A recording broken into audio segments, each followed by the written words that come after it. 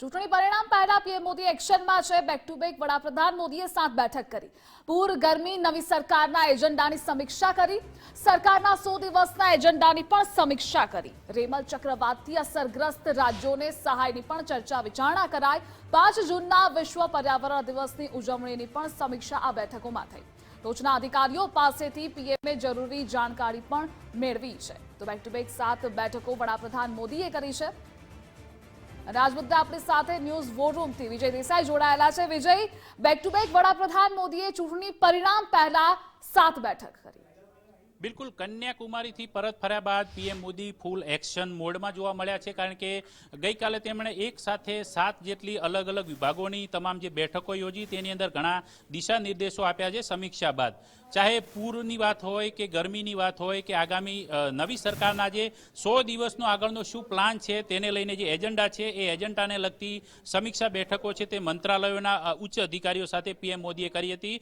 પૂરની બાબતની અંદર રેમલ ચક્રવાત બાદ જે પૂર્વોત્તરના રાજ્યોમાં જે પરિસ્થિતિ સર્જાઈ છે ને ત્યારબાદ અત્યારે આસામ, મિઝોરમ સહિતના જે રાજ્યો છે, મણિપુર છે, એ વિસ્તારોની અંદર પૂરની પરિસ્થિતિ છે કે જ્યાં પૂરના કારણે અત્યાર સુધીમાં 14 જેટલા લોકોના મૃત્યુ પણ થયા છે। તો આ બાબતોની અંદર કેન્દ્રીય ગૃહ મંત્રાલયને તમામ પ્રકારે નજર રાખવા અને તમામ જે જરૂરી સહાય છે, મદદ છે તે પૂરી પાડવા માટેનો જે સમીક્ષા બેઠકની અંદર એક નિર્દેશ પણ આપવામાં આવ્યો છે। રાહત બચાવ કામગીરી છે, પૂરજોશમાં છે। એ સિવાય જે પૂર્વોત્તરના રાજ્યમાં જે રેમલ ચક્રવાત બાદ પશ્ચિમ બંગાળ સહિતના જે રાજ્યો છે જ્યાં પરિસ્થિતિનું જે નિર્માણ થયું છે તેને ઝડપથી તેમાંથી ઉગારી શકાય રાજ્યોને, તે માટેની તમામ જે આર્થિક મદદની વાત હોય કે તમામ સહાયની મદદની વાત હોય તેને લઈને કેન્દ્ર સરકાર દ્વારા એટલે કે પીએમ મોદીએ બેઠક યોજીને નિર્દેશો આપ્યા છે। એ સિવાય અત્યારે જે ગરમીની જે પરિસ્થિતિ, જે લૂની પરિસ્થિતિ, કારણ કે ઉત્તર ભારતના રાજ્યોની અંદર છેલ્લા 111 વર્ષ બાદ આ પ્રકારે કાળઝાળ ગરમી અને લૂની પરિસ્થિતિ સર્જાઈ છે કે જેની અંદર ઘણા બધા લોકોના મૃત્યુ પણ થયા છે। તો આ પરિસ્થિતિની અંદર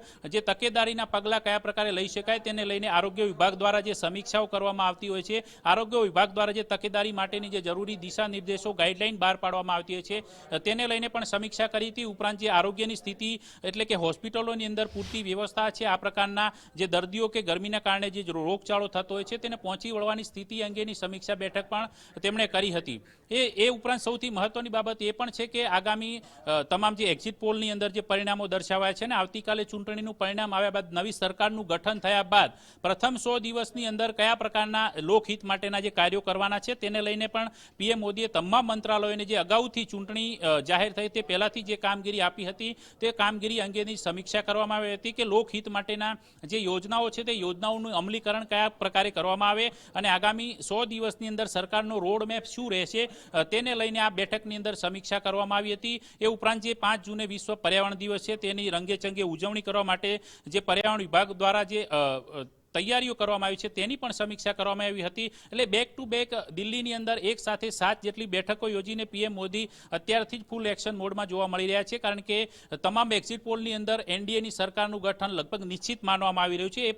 એ પરિસ્થિતિની અંદર પીએમ મોદી આ પ્રકારે એક્શનની અંદર આગામી સરકારના જે પરિણામલક્ષી કાર્યો શું હશે, જનહિતના કાર્યો શું હશે તે એક સ્પષ્ટ સંદેશ આપી દે છે। વિજય, માહિતી બદલ આભાર આપનો।